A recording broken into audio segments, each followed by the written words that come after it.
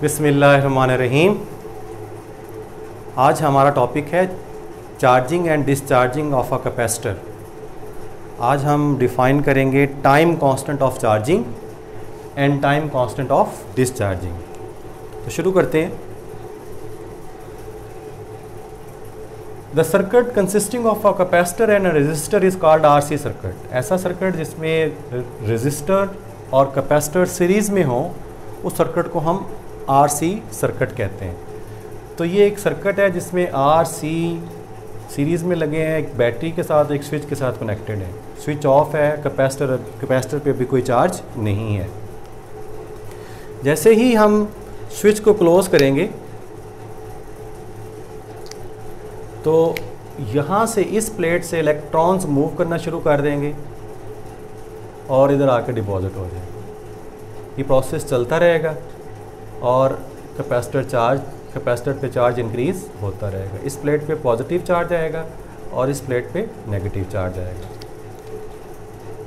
और ये प्रोसेस रुक जाएगा जब मैक्सिमम चार्ज स्टोर हो जाएगा। The potential difference between the plates of capacitor equal to the applied voltage which is equal to V naught. तो उसको हम सी वी नॉट के बराबर ले सकते हैं। क्यू नॉट बराबर होगा सी वी नॉट के। यानी कैपेसिटर जो है ये इमीडिएटली चार्ज नहीं होता, ये ग्रेजुअली चार्ज होता है, ये कुछ टाइम लेता है चार्ज होने में।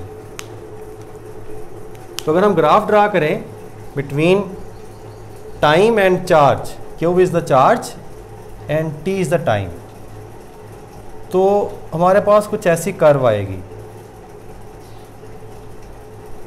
जब स्मॉल आर सी है, यानी जब हमने आर को कम लिया हुआ है, तो आर सी की वैल्यू भी कम आएगी और ये ग्राफ आएगा हमारे पास ऐसे। और अगर हम आर की वैल्यू को ज़्यादा कर दें, इस रजिस्टर को उतार दें, इसकी जगह पे एक बड़ी वैल्यू का रजिस्टर लगा दें, तो आर सी की वैल्यू ज़्यादा हो जाएगी। तो ग्राफ कुछ इस टाइप का है। यानी अब कैपेसिटर जो है फुल्ली चार्ज होने में ज़्यादा टाइम ले रहा है। आप देख रहे हैं अभी फुल्ली चार्ज नहीं हुआ, इसने मज़ीद ज़्यादा टाइम लेना है। यानी जो टाइम है चार्जिंग का वो दो चीज़ों पे डिपेंड करता है, आर पे भी और सी पे भी। तो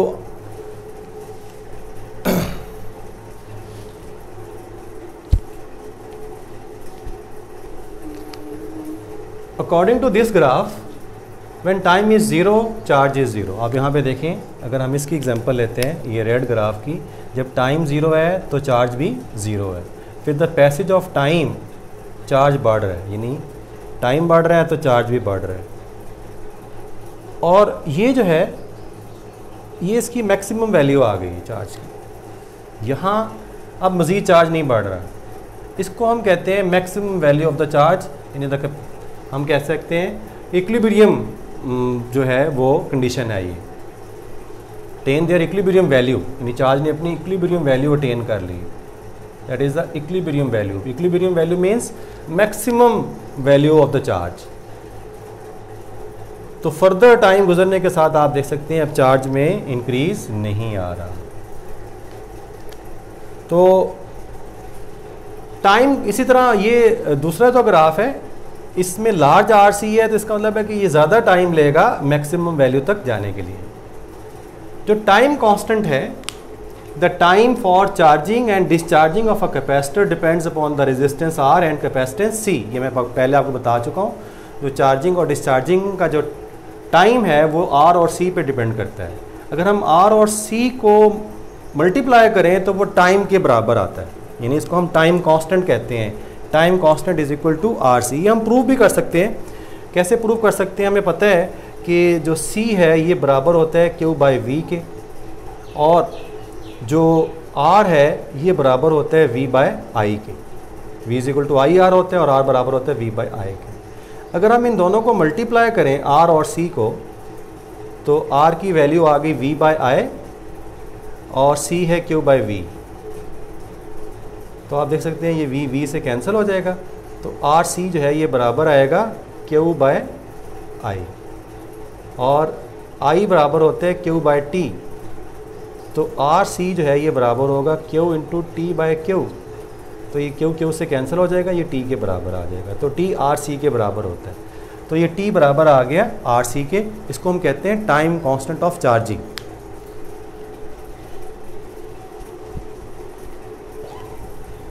The amount of charge on capacitor at any instant is equal to Q। ये जो Q है that is the instantaneous value of the charge, यानी charge at any instant of time। जबकि जो Q नॉट है that is the maximum value of the charge। इन दोनों के दरमियान ये रिलेशन है, इस इक्वेशन में हमने लिखा हुआ है Q is equal to Q naught 1 minus e power minus t over RC। ये रिलेशन है किसके दरमियान? Q और Q नॉट के दरमियान। Q instantaneous value of the charge and Q naught is the maximum value of the charge। तो when time is 0, जब time 0 होगा तो चार्ज को कितना होना चाहिए? चार्ज भी 0 होना चाहिए। इस इक्वेशन से हम देखते हैं कि चार्ज की कितनी वैल्यू आती है। अगर हम यहाँ पे टाइम को 0 पुट करें तो Q बराबर आएगा Q naught 1 minus E power 0 by RC 0 ही हो जाएगा। तो यहाँ से वैल्यू आएगी Q नॉट 1 माइनस 1 ई की पावर 0 1 होगी। 1 माइनस 1 0 होता है, that is equal to Q into 0।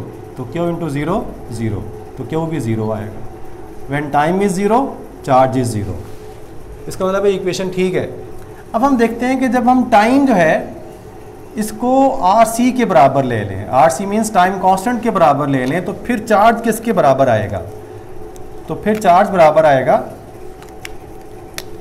Q is equal to Q naught 1 minus E power, अब t को हमने RC के बराबर ले लिया, टाइम कांस्टेंट के बराबर ले लिया, ओवर RC।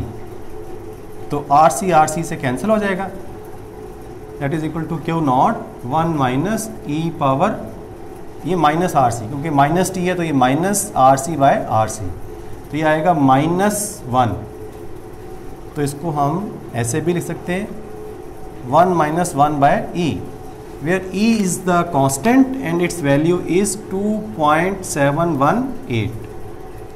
तो फिर ये Q की वैल्यू हमारे पास आएगी Q नॉट 1 माइनस 1 ओवर 2.718।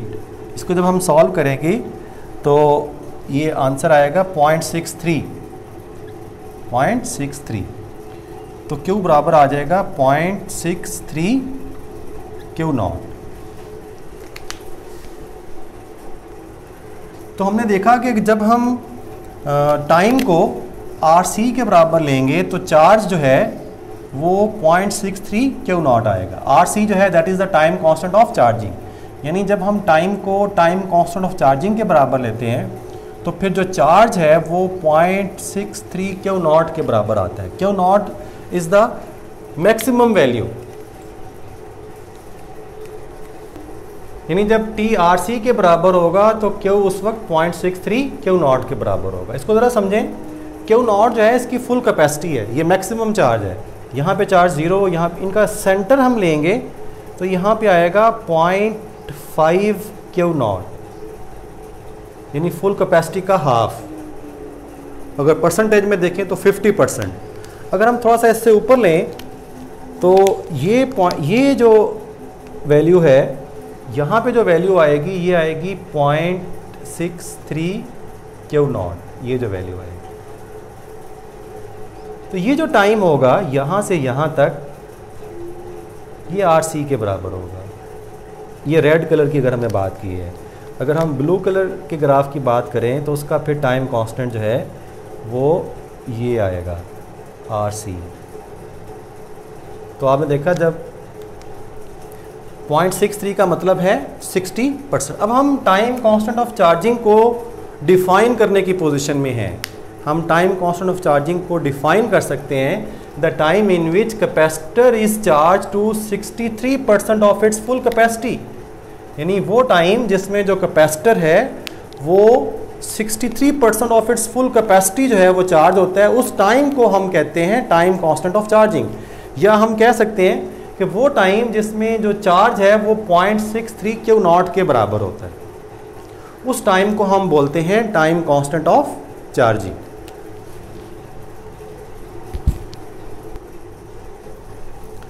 अब हम डिस्चार्जिंग ऑफ कैपेसिटर को एक्सप्लेन करते हैं कि सपोज ये एक फुली चार्ज कैपेसिटर है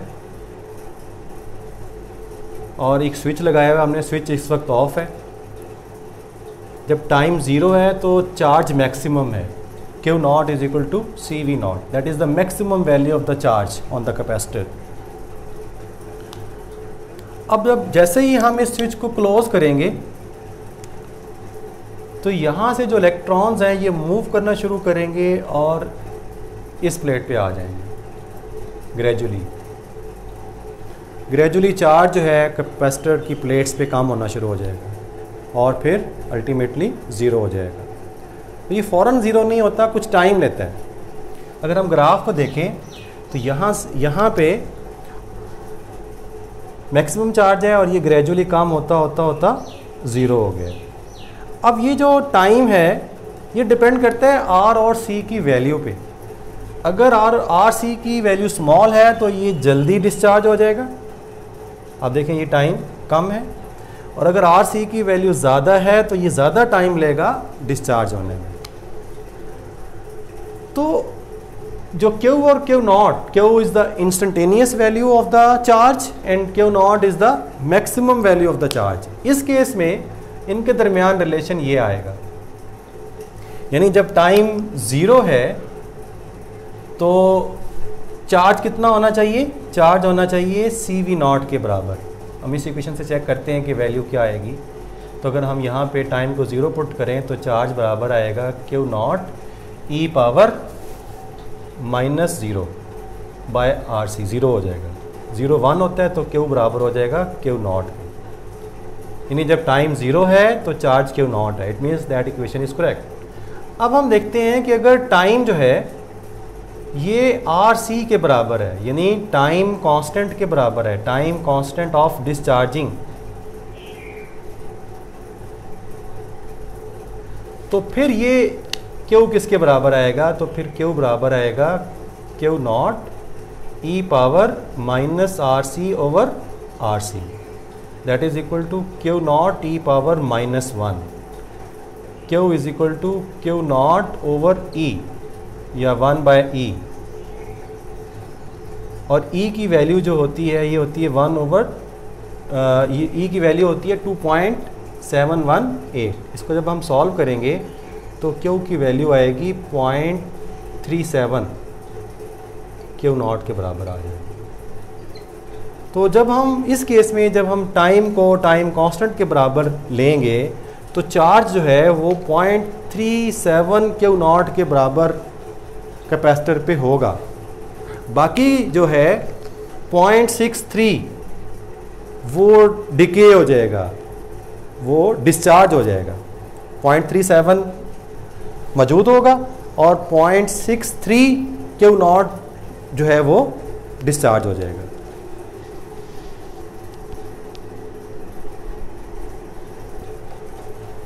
तो अभी हमने देखा कि जब हम टाइम को RC के बराबर लेते हैं, यानी टाइम कांस्टेंट डिस्चार्जिंग के बराबर लेते हैं, तो उस वक्त जो चार्ज होता है कैपेसिटर पे वो 0.37 Q नॉट के बराबर होता है, यानी 37% चार्ज होता है और बाकी 63% जो है वो डिके हो जाता है। तो यानी हम डिफाइन कर सकते हैं टाइम कांस्टेंट ऑफ डिस्चार्जिंग को, the time in which 63% of initial charge is decayed is known as time constant of discharging. यानी वो टाइम जिसमें 63% चार्ज डिके हो गया है उस टाइम को हम कहते हैं time constant of discharging. It is same as that of time constant of charging, यानी टाइम कांस्टेंट ऑफ चार्जिंग और time constant of discharging same होते हैं, ये आपने नोट करना है।